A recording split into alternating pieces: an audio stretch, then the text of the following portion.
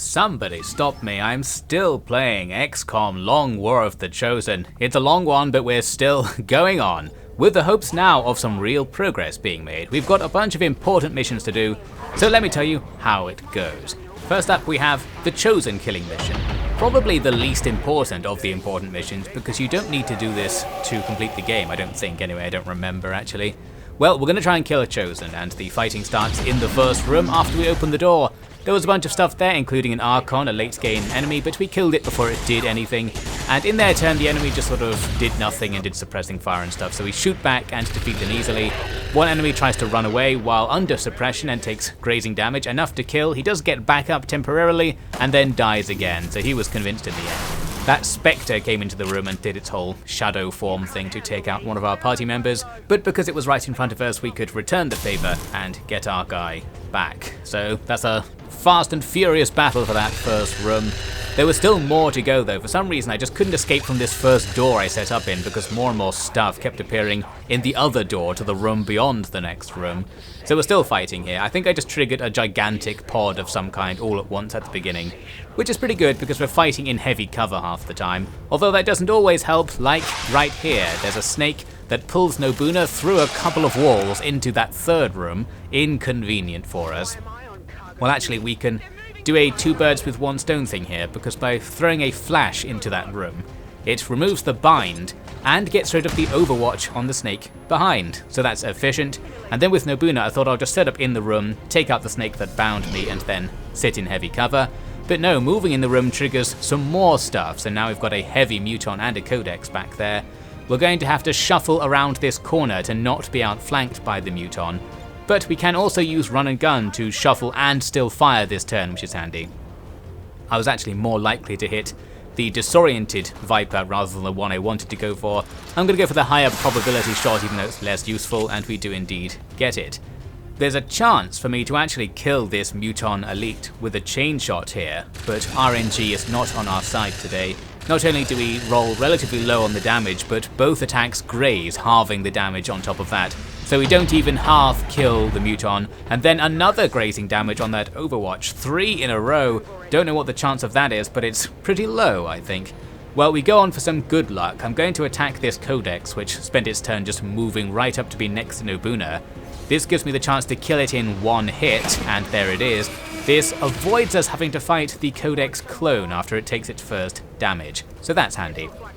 As for the Muton, it actually didn't really do anything, it just repositioned and buffed itself. I then used rapid fire on Nobuna, which allows me again to attack twice. We have better luck getting a crit and some big damage, and together that takes out the Muton. So now we're pretty safe. We move through the room, open the door on the other side, and there's some more stuff. This is the last engagement of this first part of the Chosen attack. I'm going to talk about the RNG again here because it's not ideal. Starts off okay, we grab a kill on that first regular troop. Then I moved up to shoot the other one. Unfortunately, we get grazing damage on this attack, so he survives. Not too bad, because he's still in an easy position to attack. It just means someone else has to waste their attack, making that move. I then took this 93% chance to hit on the priest and missed it. That is not what we need to see, but I suppose it's bound to happen now and again. So now that priest is going to be outflanking the guy who just shot. We do take out the troop with a further attack, but that means we can't take out the priest instead, and the priest does get some critical outflanking damage. Luckily, there's tons of armor and health involved, so not too much of a wound is actually taken as a result. They move in with the shield bearer, and obviously from here, they're at point blank range, we just blast them with everything, and that's all fine. So that completes the normal part of the mission. Now we go through a teleporter for the showdown with the Chosen Hunter. We teleport to the boss arena. I totally forgot you also had to fight another squad in the arena to secure it. So here we are. I discovered them by accident towards the end of my turn, so we couldn't do much against them before their first attacks. And they do some flamethrower through 2 walls, all good stuff, to take the armor off there, not actually doing any damage. But this next attack is more of a problem, doing a ton of damage over there. Luckily, we've got a ton of armor and health, so it's not deadly in this case. Well, this snake's in trouble by the looks of things. Took me a while to decide if I should take the 100% chance shot. Yes, let's do it. There we go. That's one enemy out the way. As for the other two, we can just run up to them and attack. Pretty easy. I think I used hail of bullets there actually to take out the purifier. Now we just set up near the sarcophagus at the end of the room because that's where the boss is going to appear.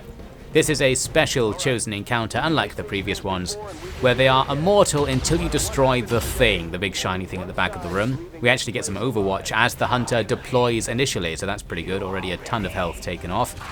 I thought I'd suppress them so they were stuck in that little hole there. Turns out they have this grappling hook that can shoot them to the back of the map, giving them an outflanking shot. But by sheer luck, they miss that shot. That's incredibly useful for us right there.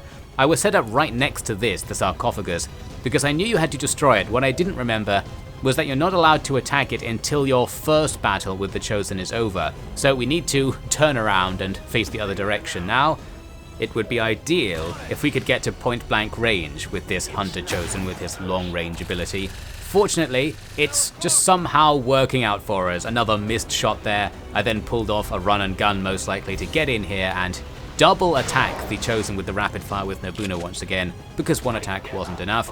And boom, the first fight with the Chosen ends after two big misses from that guy that both could have been very damaging. Speaking of very damaging, we do almost 30 damage with one attack using our sniper's Deadeye ability, which trades accuracy for damage, because when you attack the sarcophagus, your shots always hit, so you can take those 0% chance to hit shots just fine and just have the damage. And then the Chosen respawns after the sarcophagus is destroyed. All you have to do is defeat him again. But because we defeated the sarcophagus in our first turn, it means he respawned with basically no health and just one hit does the job, and also we get a turn before he did. So it turned out to be very easy to finish that off, and having double damage generally makes that boss encounter easier because it's just a race to see if you can do enough damage to the sarcophagus in time, and we totally could.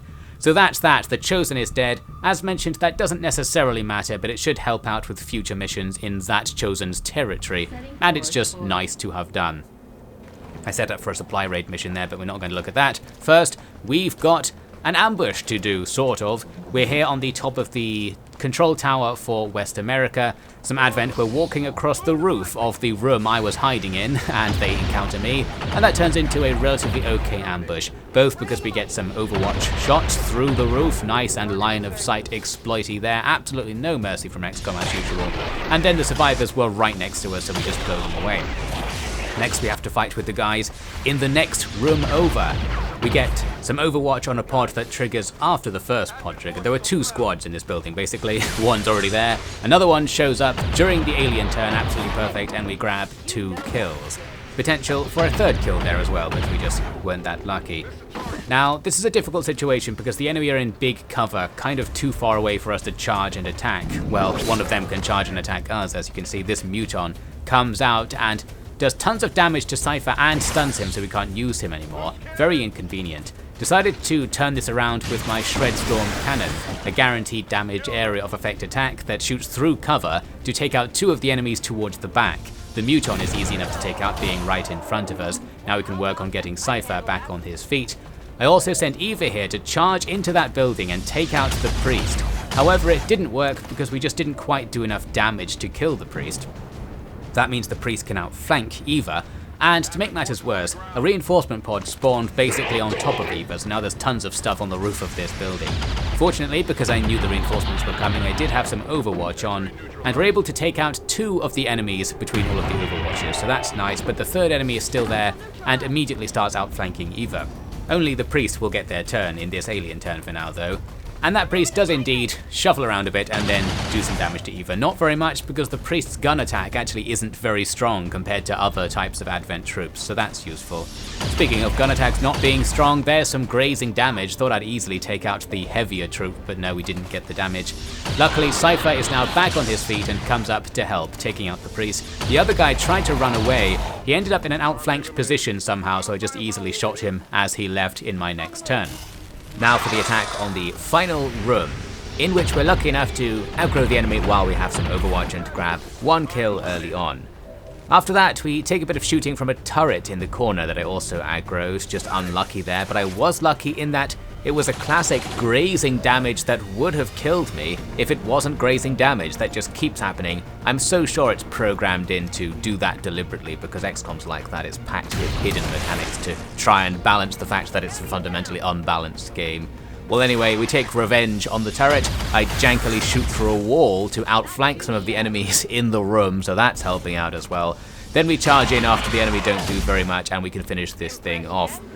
I went for the hack, thinking that the hack would complete the mission. I figured that because in the cutscene that plays after the hack, it shows all the enemies dying, this allows you to just skip to the end, but actually they don't die, they're just lying on the floor, and it somewhat pointlessly makes you go back and kill all the enemies you didn't kill already, and because the enemy reinforced while I was doing the hack, there were a bunch of enemies behind me now, and we just gradually kill them effortlessly, very pointless, and that's that. Before actually doing the base assault mission, I went to the black market thinking I'll buy some alloys so I can get some better equipment first, although we'll come back to that idea. In the meantime, I have to do this find enemy flight paths mission. I didn't really know why I'd taken this one because I had no idea what it would do. It would turn out to be quite useful though. Still, we get a very bad first move. I thought that was quite a modest move, only about a quarter of my total movement range, and we still broke concealment. Very annoying. But we can instantly come back from this. Using this grapple, I can put Sandragupta up on this roof with the mech archer, and then still move and shoot in the same turn. So we take out the archer and end up in heavy cover. All very good. The Spectre had conveniently set up in a position where virtually anywhere we stood we'd be outflanking him, so we take him down. And then fight some more stuff. We're going to skip through this one. We took out a bunch of turrets on the roof of this train, that's the thing we're assaulting. Then I threw our sniper up on said roof to just terrorize the enemy for the rest of this mission, although some of the enemies are inside the train, a few he won't be able to see. Here we are a bit later, having moved up. We take a bit of damage, but not very much. That shooting only doing 3 damage. Makes me think I haven't doubled it, or maybe that was just terrible RNG on the damage from that guy's weapon. Used hail of bullets to remove a shield bearer from the middle of the enemy's squad. That'll reduce all of their health. And then we just get in there and start blasting to take everybody out. We were lucky enough that the enemy just weren't doing anything useful. They were mainly using both of their moves to move, like they would move into one position, realize they're outflanked and move back to another position. So we ultimately converged and destroyed them. What that actually does is give us this landed UFO mission, which is quite useful. We need to do that to get vital supplies. We're massively lacking alloys at the moment. One thing I did first though was make contact with Brazil because I realized I had enough intel to do it. We might as well have them sitting in the background recruiting more guys. This also reveals the final chosen, the magic type guy. Well, maybe we'll get to killing him. As mentioned, I don't think you have to kill the chosen to progress the plot. Well, I don't even remember. Now, speaking of not remembering, I actually forgot to upgrade my equipment before going in for the base assault mission on Western US. Probably because these clips are filmed between various days and sometimes I have no idea why I've just moved to Australia. Now I just move right back and forget going to the black market. Oh well, I think I went there afterwards, remembering later, and got loads more resources. Now though, a somewhat useless mission for us. We're going to do this interception of Advent reinforcements. I think this will stop Western US's strength rating going up, but because we've already triggered the base assault mission and locked in the enemies we're going to be facing, as far as I know anyway, the hardest possible mission is as hard as it's going to get, so making missions easier by doing this won't really help. Well, here we are fighting anyway. A curiosity about this ambush we get is that our shinobi fires with an overwatch before being discovered. So that tells us that the game works out whether you're going to be discovered later in the turn and gives you an overwatch earlier in the turn. So that's something anyway. A not particularly good ambush because I do trigger 2 pods at the same time, but I've deliberately held back and kept most of my guys off overwatch, ready to react. For example, run and gun and hail of bullets are 2 things that are really useful to use instead of overwatch in case of an ambush. We do some damage on a muton, take out the mech, and then I use this concussion missile which stuns and disorients a couple of enemies back there, and also makes this cloud. The cloud doesn't block line of sight or anything like that, curiously. I think it just poisons you if you walk into it, which actually proved to be a problem for me because I wanted to walk in that direction and the cloud was in the way. Now our first use of Double Tap, the legendary sniper ability in XCOM, just lets you shoot twice during your turn, which is really powerful most of the time because often a sniper will have 2 decent shots to take, and if you can get them both at the same time, it really helps. In this case, our second shot doesn't actually hit. We didn't have a very good shot on that muton. But basically, Darius there is going to be much more powerful from now on, about twice as powerful, in fact. We finish off the muton on our right, and now I'm going to send guys around to the left on the other side of this building to avoid the poison cloud. Should also outflank the enemy a little bit as well, so not such a bad thing to do. I'm not actually sure if you get poisoned if you run into it. There was just a UI thing that was showing up. Because I didn't actually try, I don't actually know, and of course I never look things up. During the enemy turn they had that outflanking shot on Barrett. The Muton that fired was disoriented, but unfortunately still got the hit. He just about survives with 1 health, another old classic. I made this dangerous move with Old Snake. I was trying to outflank that Viper and we get the kill, but I end up standing right next to that Muton, forgetting that Mutons can not only melee attack, but melee attacks go right through the wall. So he ends up not quite dead. He loses most of his health and is knocked unconscious. We can get him back later. Now it's time for double tap to save the day. We snipe through the cloud and kill somebody else at the back. Then I sniped again and was able to hit this Muton Centurion. Spoilers, I think I'd also hit him with a hollow target as well with our other sniper to make that more likely to happen. With that, things are looking a bit better around the house, and the guys in the back don't do very much during their turn, just suppressing and overwatching. We break through that, move up, and start blasting. A classic rapid fire gives me 2 attacks on this other Muton Centurion. That's going to be enough to kill. A snipe takes out that guy hiding at the back. There was 1 more enemy skulking about. A stun lancer runs into view. We grab some grazing overwatch, not enough to kill, and as a result we do take a stun, but with a measly 2 damage coming through. That's just going to be taken by the armor, and that won't count as a wound, very handy. And the stunning doesn't matter at the end of this fight because we can just stylishly execute this Lancer with a pistol shot, then just sit around for a couple of turns and get ourselves together, pick up the loot and such, then carry on.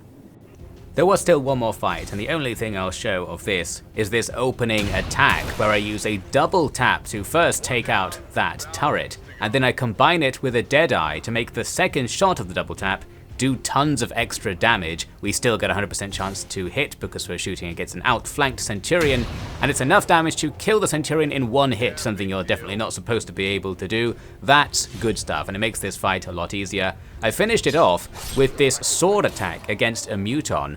In the past, that was not possible. In fact, it was Barrett, this guy, who first learned that sword attacking a Muton causes you to just die.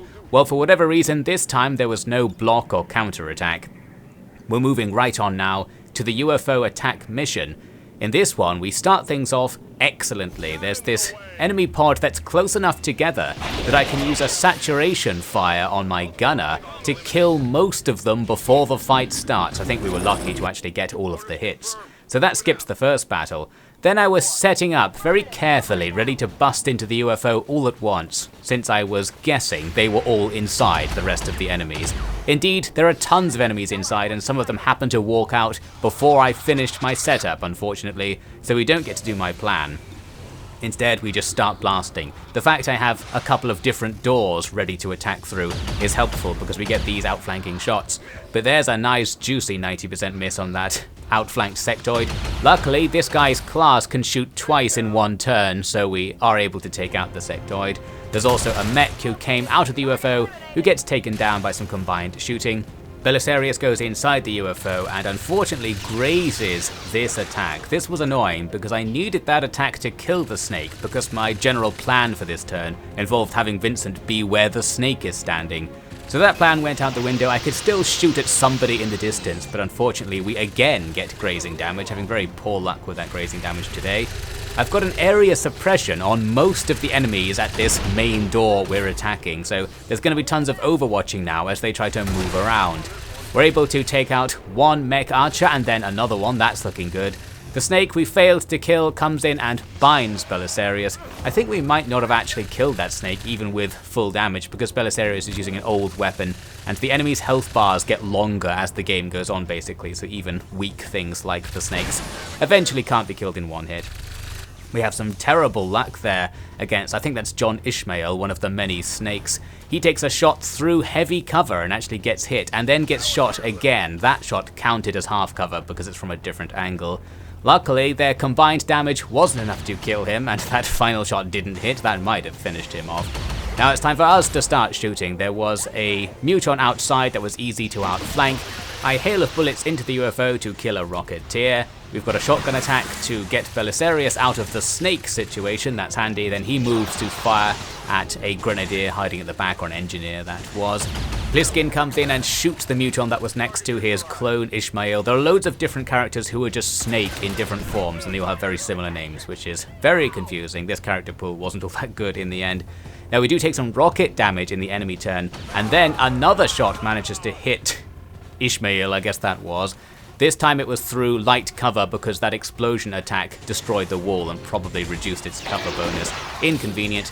Handily he did not die, and in our turn we start returning fire and generally sorting the situation out. We just blast the mechs away because they're easy to hit, and we're inside the UFO so we can outflank anybody we need. That's effectively the end of the battle. We clear things up, get that guy who was down up on his feet, and then have a brief battle with a couple more enemies behind the UFO, but that all just goes fine. We escape with a couple of wounds, one of them a pretty big one. More importantly though, we escape with loads of stuff like the alien alloys and the corpses as well. We've got quite a few alien alloys now because I've also bought a load from the black market. We need loads more. I've unlocked the final regular armor set now, but I think I only got about 5 sets of it out of my resources that I've got so far. We need tons of stuff to actually gear up for the end game. Next we have one of these annoying situations where the West America base gets attacked just before we do the Liberation mission. We're nearly there. I'm going for full infiltration on it.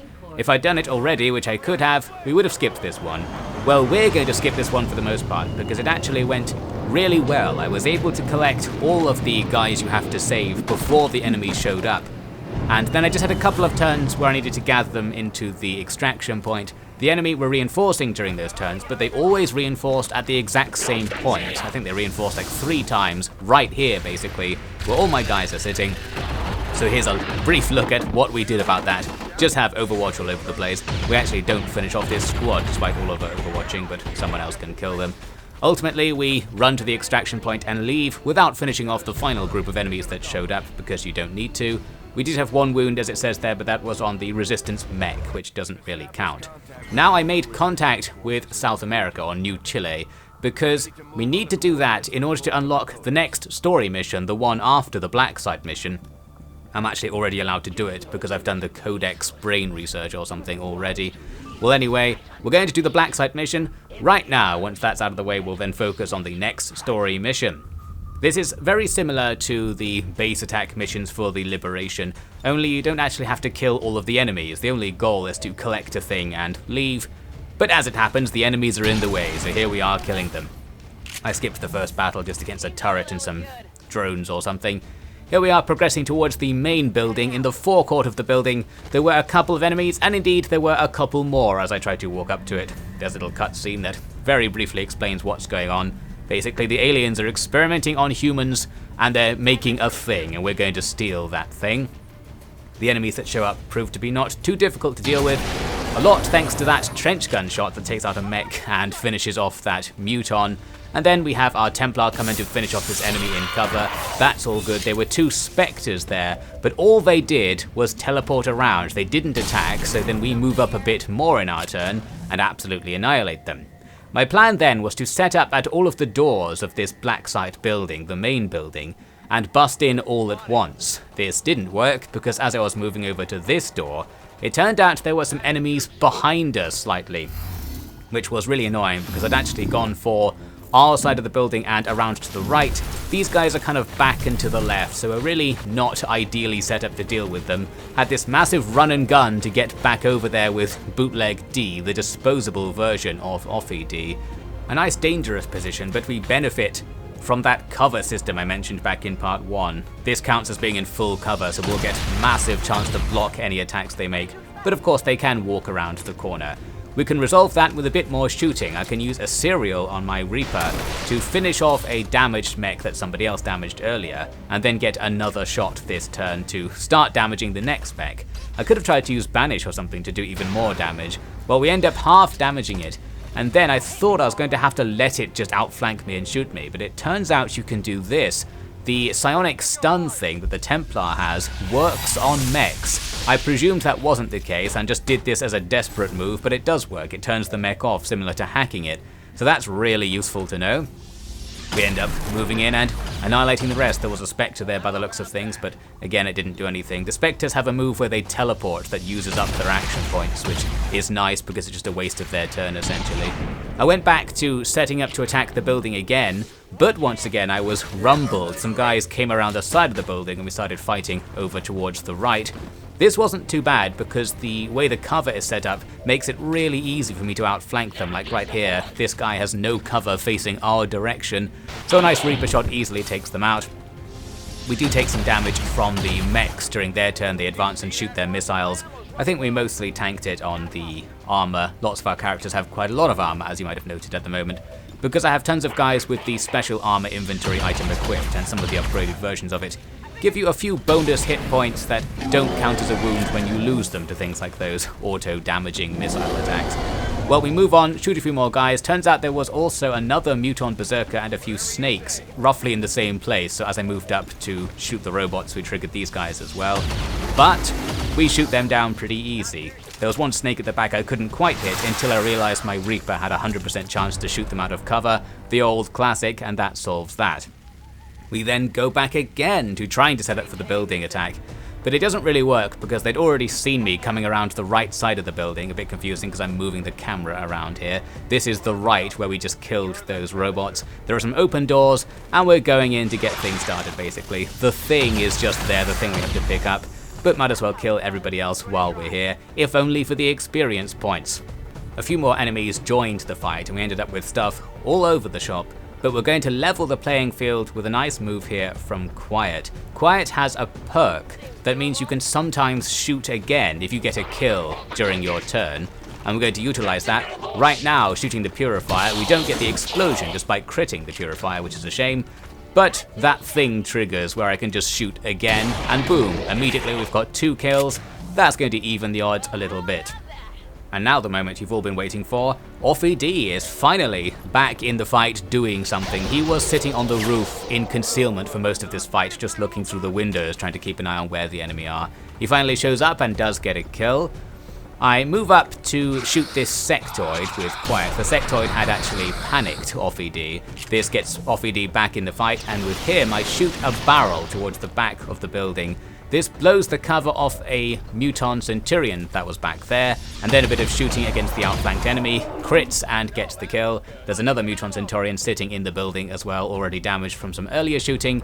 I was almost going to have Raiden go and sit next to the Centurion before he shot, but I thought maybe the Centurion has some sort of perk where if you go into his melee range he automatically starts attacking you, because some of your characters can get that basically. I was worried that he could have it. So I didn't do that, not that any of that matters. We then just had to leave, going back to the start of the mission. It was actually really far away, and we fought 2 waves of enemy reinforcements on the trip, but neither of those fights were particularly hard or significant, and we ultimately do escape with just 1 wound somewhere among our squad. Overall, it went really good. We killed tons of enemies. This inspired me, this mission. I felt pretty confident after this. I was like, yeah, we're doing very well actually. We can probably just stamp through the story. However, another distraction has emerged, because it's another of these Chosen things. The Chosen are attacking a supply convoy down here in South Africa. We don't necessarily have to do this, but I felt like I probably should. It's a mission where we'll have support from the regular rebels, and we have the Chosen to face, and the Chosen spawns among these rebels. There's a ton of Overwatch. We get some damage, but the Chosen has a perk where every missed shot causes them to generate shields. And I think it actually gained about the same amount of shield as it lost in health from the overwatching, and we've lost the Overwatch. So that was annoying, but it did deploy outflanked from the perspective of our rebels, so we immediately get a hit. It redeploys to a position that's now in heavy cover with respect to these rebels, but outflanked by the main team at the other end of the road, and thanks to squad sight, my sniper can shoot all the way across the map and get that Deadeye hit on the warlock. It's already mostly dead before doing anything, so that's a very good sign. We do need to also shoot though at the rest of the stuff that came in with the warlock. Here is the Joy wielding the rifle of the Hunter, the Chosen Hunter we killed earlier, a powerful sniper rifle taking out a Spectre. In the enemy turn, the warlock uses this Mind Scorch ability on one of the rebels. This just does a bit of damage and sets you on fire. It's actually an area of effect attack, so doing it on one person doesn't do very much. That's fine, the rebels are completely sacrificable. There's more trouble down at our end though, because 2 troops were left alive after our shooting, and they both throw grenades at the same pairing of people standing next to this truck, and the truck itself can also explode, which it does. So we get hit by 3 explosive attacks. We do have the health and armor to tank it, although Nobuna is now also on fire. It was time to test the theory that using hunker down would stop you being on fire, which someone mentioned in the comments of the first part used to be the case. I think it's not the case in this mod, or maybe in the DLC, I don't know. We're still on fire, so we're going to have to do it the hard way, using a very inefficient heal there. That puts out the fire and prevents future damage. The other way is to just sit there and take the fire. We have enough health to take it there, but let's not risk it. Now the Chosen didn't move during its turn, so I can take the same snipe as before again, and boom, the Chosen is dead. It barely did anything. That's going to make this mission easier. We clear up that situation, and now we'll look at the big final Overwatch, with everybody on the field on Overwatch as the enemy deploy their final set of 10 troops. We're going to get tons of shots before they get their first turn. In fact, we get our turn after they move, so they're essentially dead in this situation. But here's the Overwatch just for satisfaction. We had 2 snipers in the corner who immediately grab a kill. Timur grabs the hit on that drone. He's also got the Sentinel perk, so he'll get to shoot again during this round of Overwatch. A rare Overwatch hit from the Resistance mech, who isn't very good at overwatching, but grabs the kill. And there's Timur's second shot, taking out that enemy mech. The first squad is completely killed, and we've got more Overwatch still to come, although it's mainly from the rebels, who aren't going to be as accurate and their weapons aren't as good. Still, it's better than nothing, and a couple of our guys seem to get involved at a distance. We grab a bunch of kills, and we blow up a purifier, leaving just 2 enemies left alive. That mech's just going to awkwardly stand there on Overwatch, an easy kill, and the other guy can be outflanked somewhere. He's already surrounded. So we complete that mission easily enough with no casualties. Pretty good stuff. Here's a quick look at the Chosen operations. I haven't been looking at this very much or paying much attention to it. The Chosen Assassin is filling its bar up. I think you might lose if the bar fills up, or maybe you have to do a very special mission to stop them from killing you, something like that. I think what they're trying to do is abduct you as the player, so you probably have to do the Avenger defense mission if it fills up the bar. Well, I might try and kill them before then. There's a look at our faction orders, some buffs we're getting in the background. We're now going to set up for that story mission where we have to attack the alien place. It's some sort of portal or gate, I seem to recall. There are tons of enemies there, as it says. We had just passed into a new month, so I had gone to the black market, bought up all of the alloys, upgraded some of our gear and troops, and now I felt ready to take on this difficult mission. The thing is, the infiltration time is gigantic. To send a full squad would take 40 days. That's a bit nasty. We can get it down to more like 30 days by dropping the last squad member, because it goes up geometrically as you add squad members. Still, that's a long time, but I wanted to send the biggest squad possible because this is going to be a fairly difficult mission. So it's just going to happen eventually. We'll wait ages for that to go through. In the meantime, another important mission. It's time for the base attack for Western North America. In this mission, there was a full 15 minutes of me walking around before I even saw my first enemy. They were nowhere near our deployment zone as it happens.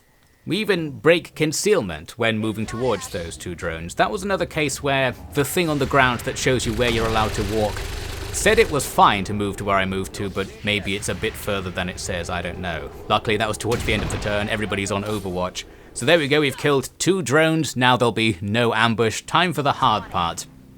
I shuffle forward a couple more minutes and encountered this pod. It's a few snakes and a mech. An interesting thing we can use here is the fact that the camera that shows you these guys doing this pointless animation also reveals other enemies, so we can tell there's another pod directly behind this one, so if we advance like 1 or 2 more tiles, we'll be fighting them as well. This first battle goes fine, some sniping and some hail of bullets there finishes the enemy off. We are getting to the point when the enemy have so much health due to them constantly buffing themselves on the campaign map that we can't always kill them in 1 hit anymore, which is getting annoying. That pod that was directly behind the enemies isn't there when I advance, but a much bigger one is. So here we go, this giant squad handily walks into aggro range during their turn, so we get some Overwatch and grab 1 kill and almost kill another guy. Again, their health is just getting too high. This is a good spot to fight though, because there's a tower overlooking this courtyard and we've got 2 snipers in it now who can gradually mete out the damage. They were all close together, so that flashbang was very efficient for us. Here's a move during their turn. While they're shuffling about, we get an overwatch on a purifier that blows up and damages a whole bunch of stuff and removes some armor as well. That's all very handy. Their priest is now going to cause a kerfuffle. First he dodges this overwatch, which is annoying to start with. Then he outflanks and spots Cloud, who was somehow in concealment right amongst that enemy pod. But then most annoyingly, he pops this mind control on Miraculously back here. I tried to break it using that sword attack, but again we couldn't quite do enough damage to grab the kill. I then did this stupid move to finish the priest off. I thought I'll move into this position up here with Aerith that can get an outflanking shot on the priest. However, I completely ignored that I think I'm running through 3 different overwatches to do this. Well, the first 2 hit me, one of them being from Miraculously, our own overwatch, that annoying little trick again. Luckily, Aerith is the only XCOM squad member who's carrying the sustaining sphere, a rare item that allows you to not die. So she ends up just lying on the floor in the same method that the enemy priest right there is doing after I shoot that grenade. And we'll get Aerith back later, so that's a little bit different to her real game experience, I suppose. Anyway, we move up with the now free Miraculously to open fire on that shield bearer and grab a kill, and the priest can be killed later. Generally, we finish this squad off okay. Then the squad we saw earlier that was behind that first bunch of snakes we engaged comes back into the fight, and we end up fighting a berserker and some more snakes at the back. This is all fine. My snipers are still shooting away up on this tower. Here's an example of them not doing very much. I used a double tap to take 2 70% chance shots on that snake in the background, and they both missed. Well, that's unlucky. There were some normal troops back there as well who also joined the fight. Here we are in a later turn, grabbing the kill on that snake in full cover at last, and generally things were okay from here. You can see Wick did get pulled through to the other side, but that was towards the end of the fight, and we cleared things up. Then I move up towards this building, and we trigger what's going to be the final engagement of this mission. And this is an annoying one. There's this giant enemy squad, including their general, set up inside this building with tons of great cover, and there's a bit of a gap between our little yard here and the building, so it's a little bit harder than normal to get in while still using cover. We kind of just locked each other down with Overwatch for the most part, but I had Cloud here on the left, who is able to resist Overwatch, he's immune to it, and he has the low profile perk, so he can sit in low cover and count as being in high cover, making him perfect for sneaking around and just chipping away at the enemy from the edges. Meanwhile, we can see here an example of the two sides just firing at each other. I'm using tons of suppression and Overwatch, generally not moving up too much. This Lancer charges out. Luckily we hit that second Overwatch to avoid a stun and any damage, with Cloud stylishly pickpocketing the corpse as it goes down. Our suppressing fire is prompting the enemy to use hunker down instead of doing anything useful with their turn, so that's absolutely perfect. We can just use the chance to move up. Some drones joined the fight, but we took them out. Then I got this nice flamethrower attack into the building to take out the 2 surviving guys who were still inside. Essentially, we worked our way through them by outflanking the building and killing them as they gradually came outside. It was a long process, and we're skipping to basically the end here. The building's cleared out and on fire. A nice Overwatch kills one of the last enemies. We had a little battle on the roof between Miraculously and a couple of turrets, I think, up there that went okay. My low damage meant it was hard to kill them, but they couldn't kill me because I was in heavy cover. And there was the final blow of the mission. A sword attack takes out a troop hiding in the corner. With that, North America West has been liberated. We had no casualties, just a couple of serious wounds, and things are generally good. I'm going to move right on to attacking Western Europe, although not with the intention of liberating it.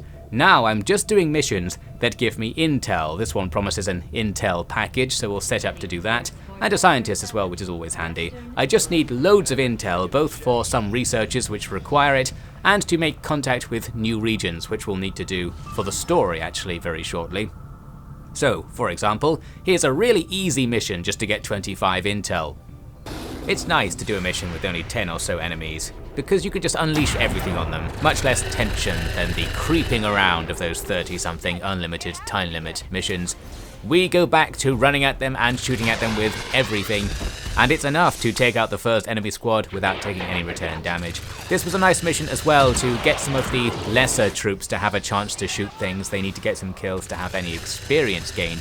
Although actually I think there is a little bit of experience share, I seem to remember, in the code, like when one of your party members kills something, all of the others get a little bit of experience. Well anyway, that mission was fine. We used the intel to start a new base in West Africa. Now moving on to that mission to grab a scientist and some intel. This was notable because it was the first time we had a Psy Trooper in the squad. It takes a long time to get these guys available, but now that we have them, I thought I'd try and use them. I had actually never used a Psy Trooper before in XCOM. Turns out, they're really good, so that's why it's so hard to get them. I'm able to put a panic on one enemy troop here to stop him moving when I'm quite close to them, and Overwatch kills the other one, so that avoids any potential outflanking damage there. And here was a case later in the mission where I'd failed to kill an enemy, but I can just do some guaranteed damage with a psych attack that just hits them in cover. That's pretty good. If your entire squad could just do psych attacks, you'd probably do some big guaranteed damage every turn. Well, this battle ends up going okay. It took a long time. I seem to remember I had very bad luck and kept missing all of my shots, but the enemy just didn't hit me back. And that was that. We got a scientist and some intel. Here's the sort of mission we want to do. A supply raid. We need to grind these for alloys, as mentioned. So we'll send a squad to do that. I think it also weakens the enemy in Western Europe, but that's not very important to us because we're not going to liberate it. Here's what we need to do. Need to get into this other region where another story mission has been unveiled by a Shadow Chamber research. It's kind of like the Black Site mission, I think, but a bigger version of it, the real Black Site, where the aliens are doing something and we have to stop them from doing it. Tons of enemies there. And we need to unlock that region before we're allowed to go on the mission, so we just need loads of intel still, basically. I'll grind more for that. Here though, we're setting up a mission to go and take out the Chosen Warlock. I managed to unlock that, and here we are in that mission after a very quick infiltration. Starting things off with this serial from Scipio Africanus allowing me to kill this mech and then shoot again. Although because the enemy are getting stronger, as I said, we can't kill again with this, we can just take some health off this other mech. Inconvenient. Things are much more sort of tactical and fast when everything kills you in one hit and you can kill them in one hit. You kind of know where you stand, and I quite like it. Well, we end up taking out that mech with a pistol shot from Darius. The shield bearer back there does its thing, and also a rocketeer back there does its thing. It shoots a rocket forward and half kills Darius. More annoyingly though, it starts a fire on this metal wall somehow, and that spreads onto Darius, and he is now going to miss his turn effectively, just running to sit and be on fire. And because he doesn't have a med pack, somebody else has to miss their turn to put him out. Luckily, with only 2 enemies, our remaining squad members can finish that pod off, and we're fine for now. Then some more enemies come in behind us, well, to the left. This was behind me as I came through the room. I actually closed that door on the way through, hoping the enemy wouldn't use it to outflank me. Well, what do you know, the aliens know how to open doors too, I suppose. They are supposed to be an advanced species. Closing the door probably isn't enough to stop them. Used both barrels to take down the mech, guaranteeing I actually do enough damage this time. A shame, because it would have been nice to save that for later in the fight against the Chosen. We take out a charging stun lancer and their sectoids. Do some psychic shenanigans, but we run forward and kill them, cancelling anything they've done. So that's all good. The next fight comes through another door right here, a closed door that opens later. It's an Andromedon, the first time we've seen this enemy. This enemy is a bit annoying in that you have to kill it twice, because its robot suit is a different enemy that starts fighting after you've killed the thing that's riding it. In this case, it's not going to get its turn, so we can just shoot it immediately. The only thing was, I was aware there's going to be something else behind those doors, because it says 2 enemies are active, and because pods always have at least 2 guys anyway. And indeed, there's a guy standing right there. Not really a concern, because somebody can just go through and kill him. So a snipe takes out the Andromedon again, and that's our first encounter with that guy over with nothing going particularly wrong. And boom, the commando's down. We move on to the final fight, which is in the teleporter room at the end of this base. We take out the Archon immediately, just like our last Chosen base assault, so we don't have to worry about his various shenanigans. He can do all sorts of magical explosive things, I seem to remember. Use this hail of bullets to try and take out this troop, but again, we can't get the kill. We're just not able to keep up with the enemy's health constantly going up over the course of the campaign. In this case, we can try to make up for it with a double tap. I can fire with 69% chance to hit, nice, but we miss, not very nice. But that's where the double tap comes in. I can shoot again, and it's lucky I did use it because we hit the second time, and there we have it. Now it's just 2 of the serious Muton Centurions to fight. They've got tons of shields and tons of health and tons of armor, so it's very hard to damage these guys. Looks like we overwatch this guy for not really doing anything. I think there must be a perk there that allows me to overwatch on guys who shoot at you. He then does something that does some damage and destroys some cover back here on Africanus, and that destroyed cover proves to be very inconvenient because the other one shoots and annihilates Africanus with the immediate kill and the crit. Well, that sucks, and I suppose that could happen again if we don't move. I think what actually happened was the first Muton threw a grenade. It just didn't play any explosion animation, and that's why my cover disappeared, putting me in that dire situation. I moved up to shoot the second Muton to remove its overwatch, thus allowing me to come into the room and use a rapid fire to do tons of damage to this first one. Still not enough, but somebody else can still shoot this turn, so we finish off that guy. Then the second guy is going to get his turn. He does the same thing, this time with the animation, throwing a thing forwards, destroys cover, does damage, but because no one else is there to shoot, that loss of cover isn't deadly this time, and we move in to finish off the Muton. This leaves us with 1 dead and tons wounded as we get through the first part of this mission. Well, we've no choice but to carry on into the chosen boss fight. I tried to take Africanus' body with me through the teleporter, but it disappeared. That would have been important because this counts as a separate mission, so the loot you get is from this part of the fight. So if Africanus' corpse had been here, I would have got his armor and weapons back, I think, anyway. Well, we're not going to get that. Let's see if we can get everyone else out alive. First, we need to clear the enemies out of the arena again. And once again, we are suffering from our lack of damage, no one-hit kill there, so for the second time in this mission, we have to have Darius use a pistol shot to finish off a mech. We're able to kill one of the infantrymen, but then the annoying stuff starts. The enemy had a codex, which I didn't expect. It did say there wouldn't be a codex on this mission, but that's because, again, this is a separate mission to the earlier thing, so the Shadow Chamber prediction for what you'll face doesn't count for this part of the mission. And it's annoying for several reasons. Well, I'll go through it quickly. Firstly, I didn't bring a Skulljack, not expecting to see a codex. This would have been a chance to do our story objective, which is to use the Skulljack on a codex. Another annoying Skulljack RNG based objective, where not only do you have to actually find the enemy, but you have to successfully do the jack as well. Now, you saw me there looking at what Cypher could do, then switching back to Darius the Great. This is actually a mistake on my part. It's very subtle. I'm going to explain it just to make myself look bad. I wanted to use a move on Darius called Oscar Mike, which lets you move slightly further for 1 turn, because I could do a certain plan with Cypher if I could move a couple more tiles. However, when I switched to Darius, I instead saw his officer ability was incoming instead of Oscar Mike. He actually also has Oscar Mike, but it's on the second page of abilities. You can scroll that thing at the bottom of the screen to get more abilities to come up. So I ended up not being able to move as far as I wanted, and that meant I couldn't outflank the furthest back of the enemies, which was my objective.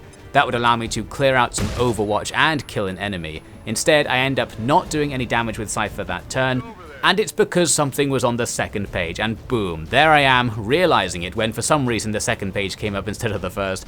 I messed that up big time. The perfect chance to save scum and do the plan, but of course that's not how we're rolling. Just explained that for no reason. Stuff like that happens literally all the time, and I just don't mention it. I'm skimming over all the stuff that goes vaguely wrong. And the other thing I thought I'd mention is, if you wondered why the Codex took damage and cloned itself despite me not actually attacking it so far in this mission, it's because I have a resistance faction perk thing that allows me to do return damage to any enemies that use psychic attacks on us. So while its psychic attack just removes your ammunition, it doesn't do damage, it still sort of bounced some damage back onto the Codex, which actually sucks because it meant it cloned before I could do an attack that might have killed it in 1 hit, and thus caused there to not be 2 Codexes. So far, this little engagement isn't going very well, and it's about to get a bit worse actually, because of something I didn't realise. As I moved here to get into this nice outflanking position, it causes the chosen warlock to spawn. For whatever reason, I thought you had to kill all the enemies before the boss would show up. No, it's just how far along the map you've got that determines that. So by moving to outflank the enemy, we've done the ultimate XCOM moment. We've triggered not an enemy pod, but an enemy boss, a boss who can actually spawn more enemies as an ability as well. Overall, this has sucked so far. The Warlock uses Mind Scorch, that's that area of effect burning attack we saw earlier. This time the area of effect is utilised, it gets 2 burns, very inconvenient. The Codexes are now going to easily outflank us because they can either move or teleport to just be somewhere that's going to outflank us on this relatively small map. And in both cases we take shots Here Caesar is very near death after that shot. Luckily he has so much health that he's not dead already like a normal soldier would be. I used a med pack on Caesar to give him some more health and put the fire out. With Darius we're just going to have to tank the fire due to lack of med packs. Well, we do shoot down and destroy the codexes this turn, so that's useful at the very least. I also used my Shredstorm cannon to guarantee a kill on the regular troops sitting in the middle of the map.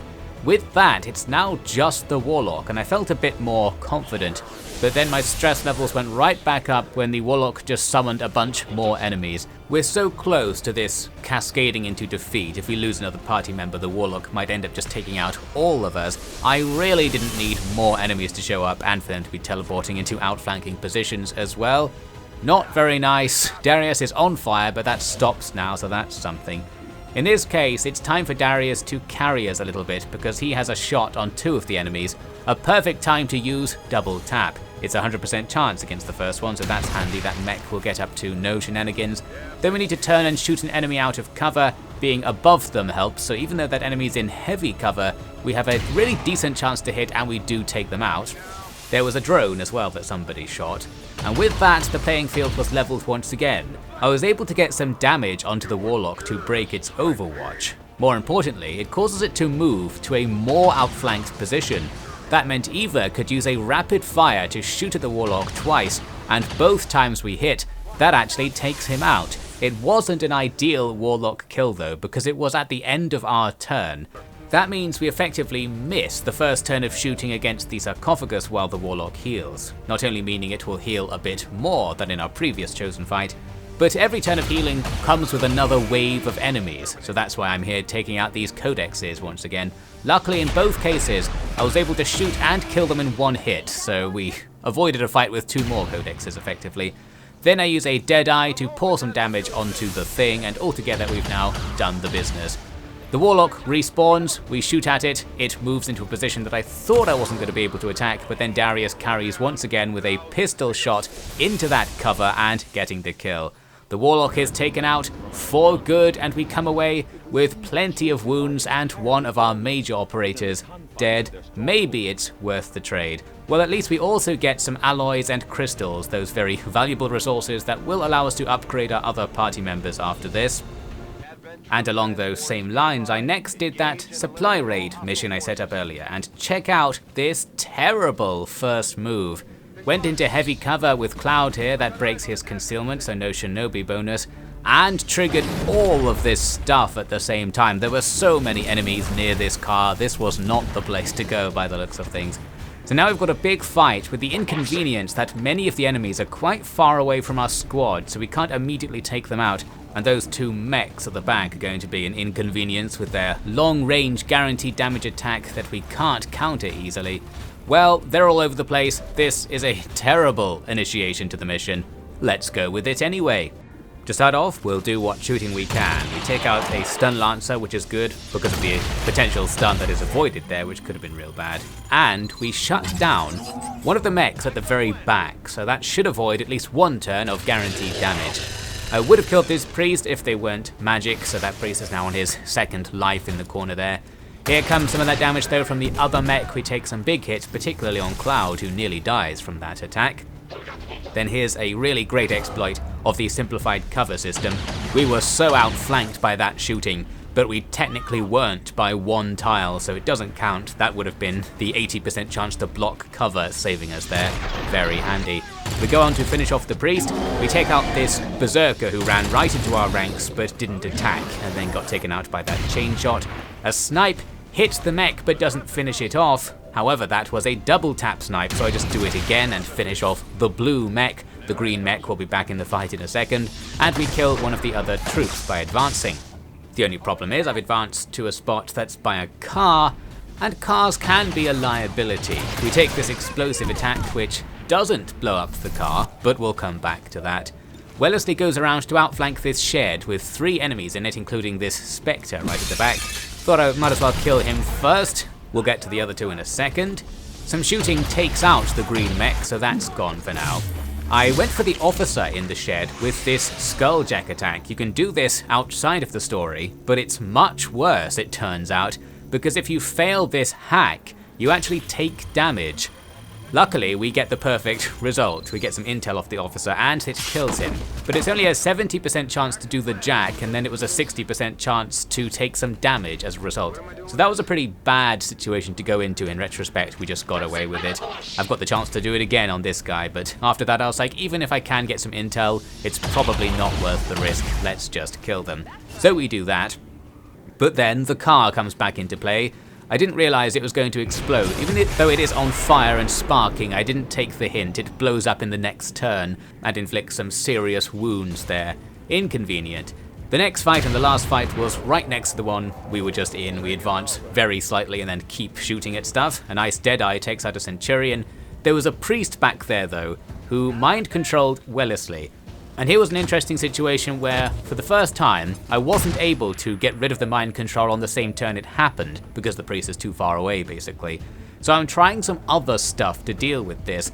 First, I disoriented Wellesley with a flashbang, because I thought that would let me use this sedate move, where if somebody is disoriented, you can make them unconscious, so they can't move for the next X number of turns or something.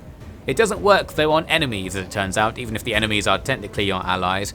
However, I accidentally discovered this, the shock strike move. If you're standing next to somebody who's mind controlled, you can just hit them. That puts them into a stunned state for 2 turns, and that's fine basically. It's almost the thing I wanted to do anyway, although we do take some damage as a result. And now we carry on.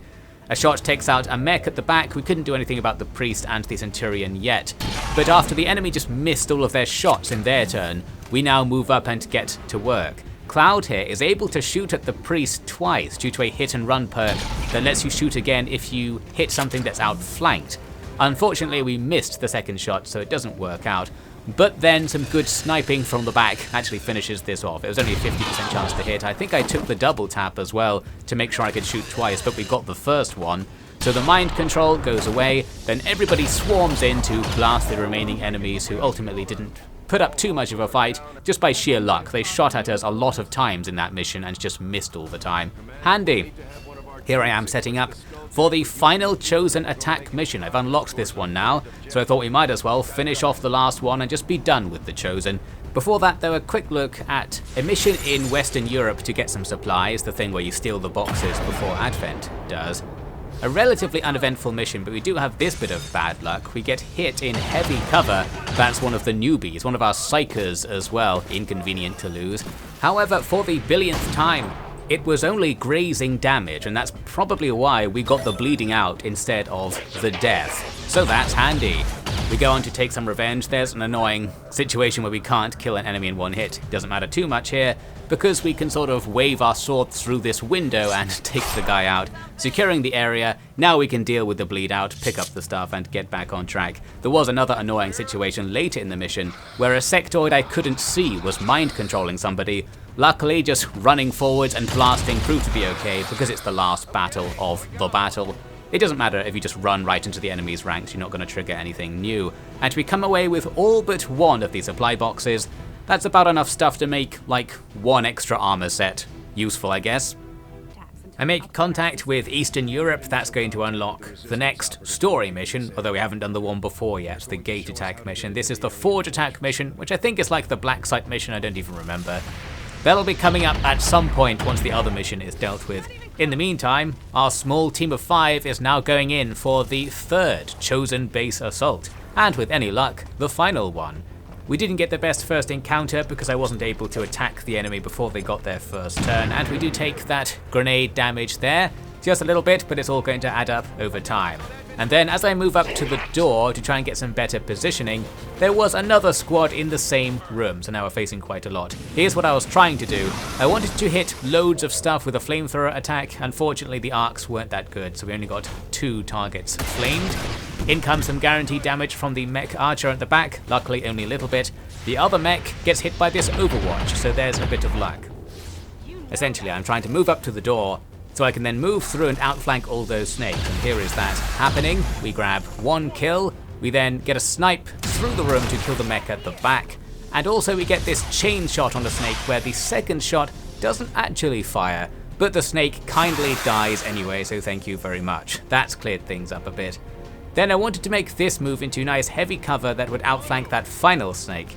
but we get unlucky with the shooting here, only grazing damage so it doesn't actually die.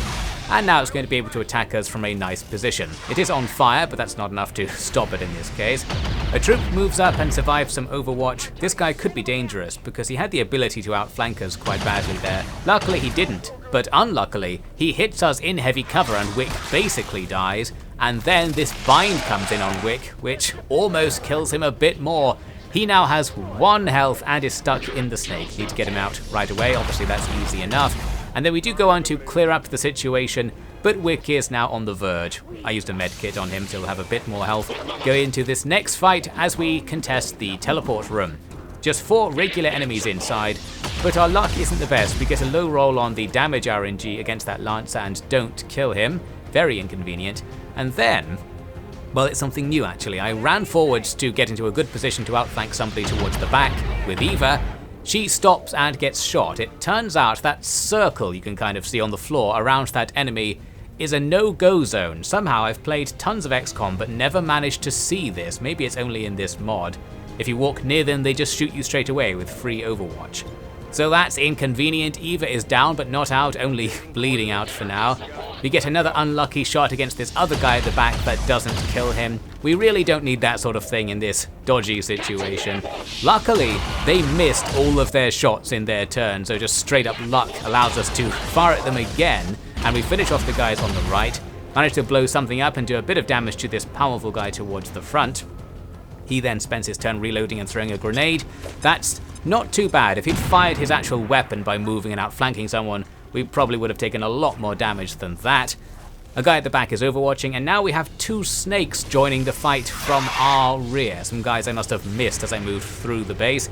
Tifa's back here with an unfortunate Overwatch miss. Would have been really good to get that. I used Barrett, who is immune to Overwatch, to attack the guy at the back and get rid of his Overwatch. And then I forgot about the circle thing, or to put it another way, I didn't really understand what the circle thing was doing. At least that's confirmation that whenever you run at this guy, he tries to shoot you. Again, by sheer luck, he missed.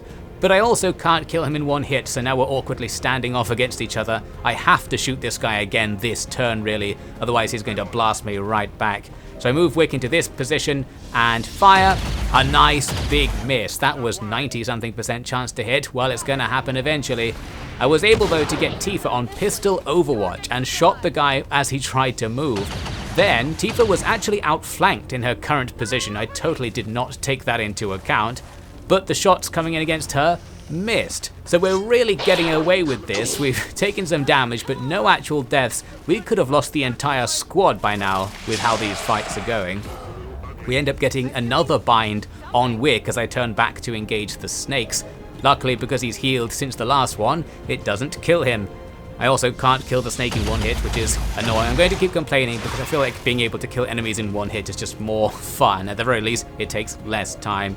Well, Wick can get his revenge here by slowly reloading in front of the snake and then shooting it in the face. So we come away with several serious wounds, but no deaths heading into the boss fight.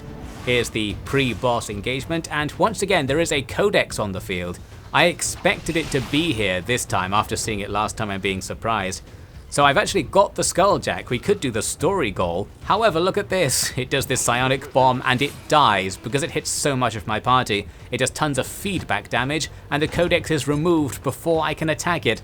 That was really annoying because I actually got my hopes up after seeing it. We also get flashbanged and Wick gets stunned by this drone. Essentially, our party is in abysmal condition right now, mostly unable to fire, and if we stay in that bomb zone, we're going to take damage. But I was more annoyed by the loss of the codex. I really wanted to get through the RNG-based story objective just because I hated it so much. We've had it for quite a long time and still not been able to do it, so I was getting more and more anxious that this was holding me back, that I couldn't do this. I actually almost save-scummed to try and fight the codex again. What I did is reload the most recent autosave and then discovered it was exactly where I was now. This was the autosave. So I decided to take that as a sign that I shouldn't save scum and just keep going from here. We've had quite a good run of Iron Manning. Since like the beginning of the campaign, I think I haven't done any save scumming, so that's handy. Well, we actually do get out of this bad situation using some free reloads to fire after leaving the bomb zone to kill some enemies. But Wick, of course, was stunned in the bomb zone, so he has to take the guaranteed psychic damage there. He's now bleeding out, very inconvenient, but with the assassin not spawned yet, we've got time to stabilize the bleeding out, then use the get up command to convert him from unconscious to disoriented, and then wait for the disoriented to go away, and eventually we'll have him back. Then we've got a visitor in the room with us. The assassin is discovered by pure accident when I happened to outflank them with Eva here. We can use a chain shot to take advantage of the situation and shoot at them twice. The thing about the assassin is, it massively resists long range attacks, so my attack does half damage normally, and when it grazes, it does 1 damage. Therefore, that attack, which actually would have had the potential to kill the assassin, does not work. We get her down to half health though. She dodges the Overwatch, making this run, but now she's still outflanked. We can shoot at her again. Wick comes in with the chain shot, potential here for a lot of damage, like 20 or so. The first shot gives us 3 damage, and the second shot gives us 1 damage. Not what we need. Is that enemy armor is going to be helping them as well. Now, I thought the assassin would move in and just kill Wick instantly. She certainly had the chance to do it, but instead she just moved. We've seen before she can move and attack when you do this to her, because on our first encounter she killed someone in that fashion. Well, she didn't do it now, thanks. I then used a Deadeye to boost Tifa's damage. That proved to be enough to take the assassin out, and our encounter there really didn't go so badly. And then something else good happens, well, sort of good. The enemies spawn reinforcements while we're waiting to destroy the sarcophagus. One of them is a codex, and we get the skulljack after all, so I did get what I wanted here. Although there was one element to this that I forgot. You don't actually just hack the codex, the real goal is to take out an avatar, and this is what makes it spawn. So now we kind of have another boss going on the sidelines. We're going to have to take out this guy and the assassin once it respawns. The avatar doesn't have full health. I think that's because the avatar project isn't too far along. I guess that's what it's based on anyway. We move up and get this outflanking shot, and it does hit. But the avatar can just get out of the way. It teleports around sneakily. The good news is that it didn't really do anything. All it did was run around during its turn. So I followed it around, since my guys were all over the map, and just got more hits on it. And soon, it's dead. It didn't use any of its psychic powers or mind controllers or anything bad, really. That was fine for a little sideline boss. The real boss is out there at the moment somewhere. Of course, we don't actually know where. As it happens, when I ran to this particular piece of cover, I stumbled across the assassin right next to her with a 100% chance to hit.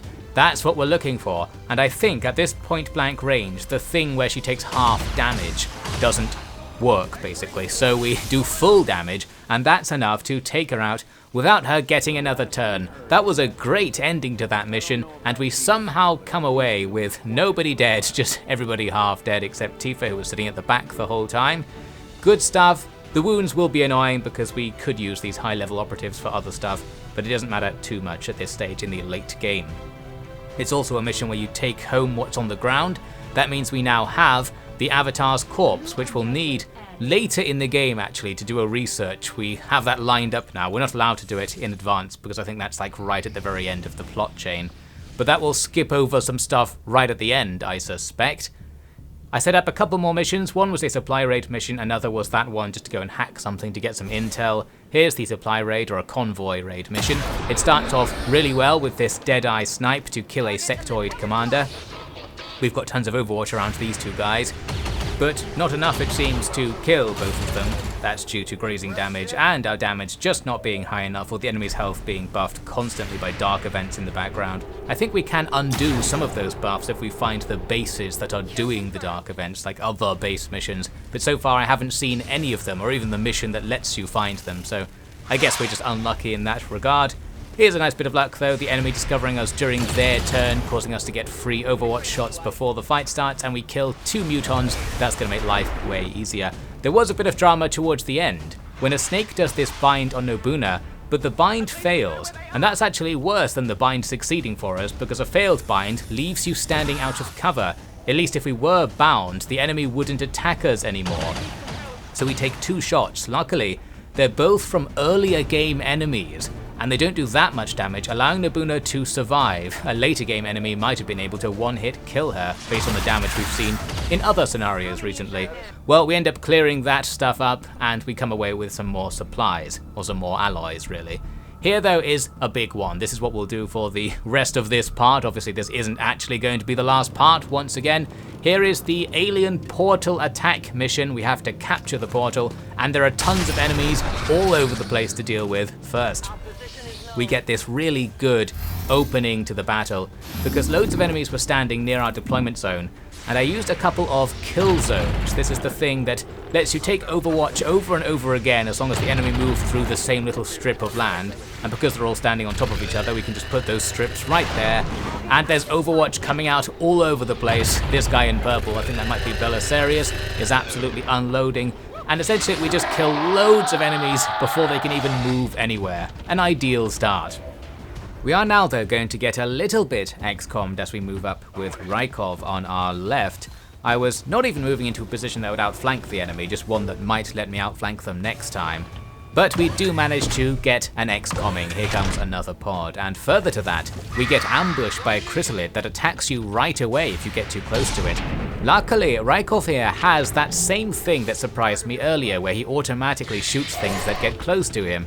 So we actually kill the chrysalid before anything goes too wrong, and we kill another one too. As for the rest of our turn, we just shoot the stuff in front of us, going to make use of our Reaper's ability to use Light Them Up now, a perk that means your shot on your first action doesn't end your turn. So effectively you can shoot twice, which can be teamed up with things like Serial to shoot a lot of times in one turn. She has Banish as well, so basically the Reaper can theoretically carry a lot of the mission in the right circumstances. Well, we blow some other stuff away. Here's a nice important one, taking out a Rocketeer, because a rocket would blow up our heavy cover pretty easily if it was to come forward and potentially lead to a death. We get a nice Overwatch Graze that adds onto another Graze from earlier to stop that Stun Lancer getting up to no good. This enemy, unfortunately, hits us in heavy cover with big damage for Belisarius there out on the right. And here's where things get really interesting. Another pod shows up on our left. It's going to outflank Rykov right away. But curiously, this is the second time in this campaign when they do this. Sometimes enemies are allowed to attack you on the same turn they discover you. Usually that's against the rules, but as I said, there is a circumstance where it isn't. This apparently was one of them, and 2 of the 5 or so enemies decide to attack. Then Rykov gets charged by a chrysalid. He would have killed it, but his shot grazed, and the chrysalid kills him. That's especially bad because people who are killed by chrysalids turn into chrysalids after a while, so you have to kill the sack on the ground to stop the chrysalid from spawning. Also, Solid Snake there took a hefty hit from another chrysalid and just barely survived. Overall, this sucks, but it's now time for us to start shooting and maybe resolve this situation. We clear out some of the chrysalids, again getting some more grazing damage. This is a very bad mission for grazing damage so far. There's another example. We don't manage to take out that mech over there. We also almost kill the sack on the ground, the Rykov remnants, with that critical hit from the sniper. Annoyingly, it has 1 health, so I'm going to have to waste a shot from my Reaper to finish it off, just to stop a chrysalid spawning right in front of us. It might even spawn more than 1, I can't remember. Here's some extremely good luck. A Stun Lancer attack misses. Very rare for that to happen, and Solid Snake, who would have died from that attack, is not dead. That's going to be useful. A couple more chrysalids are spawning or coming out of their ambush positions. Luckily that one, the one that was closest to us, instantly dies, so that's handy. Time for another round of shooting. Let's see what we can do. The Stun Lancer was standing out of cover, so we can take him out easy enough with one of our weaker attacks. I used a shutdown on the mech. This was both to end its suppression and so that I don't have to shoot at it this turn, because we can obviously kill it, but I wanted to shoot at everything else first. So our Reaper gets to work on that, utilizing the ability to shoot things out of cover. Looks like I popped Serial as well to keep shooting more this turn. Unfortunately, we only get grazing damage on that Purifier. Well, somebody else gets grazing damage actually as he runs for the Overwatch. We've got so much grazing damage. As mentioned before, it's 10% chance, I think, to get grazing damage when you shoot something. But it just keeps happening. We've had like 3 in a row now, and we had a couple of streaks of grazing damage earlier. There might be some kind of dark event on that means grazing damage is more likely to happen, I don't know. There's another one. Maybe we're just really unlucky. Well, we managed to clear out the enemy after they don't really do much in their turn, the old classic. And then we go on to the next fight, which is kind of on the opposite side of our formation. This was annoying. It was triggered by the furthest right guy of our formation, meaning everybody else off to the left of the screen isn't really in a position to participate in the fight very well. So we're going to have to run them over. I think this was also a discovery late into my turn, so we can't do very much. Well, I can shoot with Belisarius at least. I was choosing between firing at the longbow or the mech archer. I'm going to go for the weaker archer just because we're more likely to get the kill. It could be the case that bad RNG would cause the longbow to survive being attacked. At least this way we guarantee that one guaranteed damaged missile attack isn't coming in. Also again utilize the ability of the Reaper to fire twice to take out the Archon before it gets up to no good. Got a bit of damage on a troop as well. And then we move into the next turn because nothing happened during the enemy turn basically. They did overwatches and suppression. That's ideal for us because we can just stand right where we are and keep shooting. I really don't mind the enemy going into overwatch anymore. I was complaining about that right back at the beginning of the series. But no, it's kind of chill. It's better than that than them shooting at you because you can just sit there and overwatch them right back. And this mission has no time limit of course, so we can just do nothing if we want to. We end up clearing out that pod, hail of bullets seeing some Spectre in the background, getting attacked by another Chrysalid, but it gets taken down by Overwatch before it attacks. And we move on to the de facto boss of this stage. We have to capture this gate, but first we must destroy the Gatekeeper, an annoying enemy because it has tons of armor and health, so we do very little damage to it when we attack. And it has these bonuses that make it hard to shoot, even though it's a gigantic blob right in front of you. It has the closed state bonus and a defense bonus, where essentially you just can't hit it. It acts as if it's always in cover all the time. It has some kind of move it can do that turns it into its open state, where it will then be 25% easier to hit. Well, as it happens, it doesn't do that move, whatever it is. It shoots, handily missing, and we can just have another round of firing at it. Our second round, with the entire party just pouring everything onto this thing, does actually take it out. I used a banish on the Reaper as well to get a couple of extra shots from her. So that's good. This is the benefit of having infiltrated for 30 days and having a gigantic party. Everybody all together can take that thing out before it does anything too bad. And that's that. We come away with one dead, a max rank person, so a pretty bad death, but not so bad. We have a fair few max rank people at the moment. And we come away with the gate captured. So we can now start progressing the story once again. We have to build the gate inside our ship. I need some more power to do that, but I can just build something else and finally use a spare engineer who wasn't doing anything to generate more power somehow. Just press the more power button a bit harder, and then we can put the gate up. And we can use this gate eventually to teleport into the aliens' main base and win the game. But there's some stuff we have to do before that in the meantime. I don't quite remember what it is, but we're definitely approaching the end of the game. Here's a tiny look at an unimportant mission, one of the liberation missions in Western Europe, where we basically did the mission fine, apart from the wound, which is going to be taken right now as the enemy throws a plasma grenade forwards.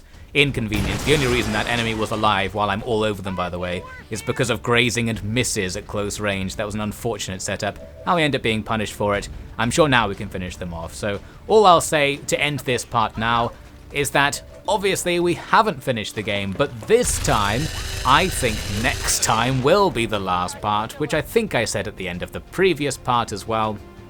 This game was much longer than I expected. Well, it was in the name, I still expected it to be shorter than this. I think they said in the mod description that there's something like 100 missions roughly to complete it, and that's much longer than base XCOM. For me, it should be less than that, because I don't need to do quite so many missions due to me making it easier to level up. We're still not killing this guy, by the way. I'm not sure why he's not going down. We're getting incredibly poor luck, or, as mentioned, something is happening to make our shots do less damage and graze very often. Well anyway, all I'm saying here is that next time's going to be the final part, no matter what happens. I definitely bit off more than I can chew. I wanted this channel to generally be one video per game, so I've completely messed it up with this gigantic campaign over 4 videos it's going to be. Well, after this, hopefully I'll get back into the swing of things. I can spend less of my waking hours playing XCOM constantly to get more footage for this series. So I'll see you next time, where with any luck, I'll just do the final set of story missions and the odd bit of supply getting here and there, and we can finally see if we actually complete this thing in the end.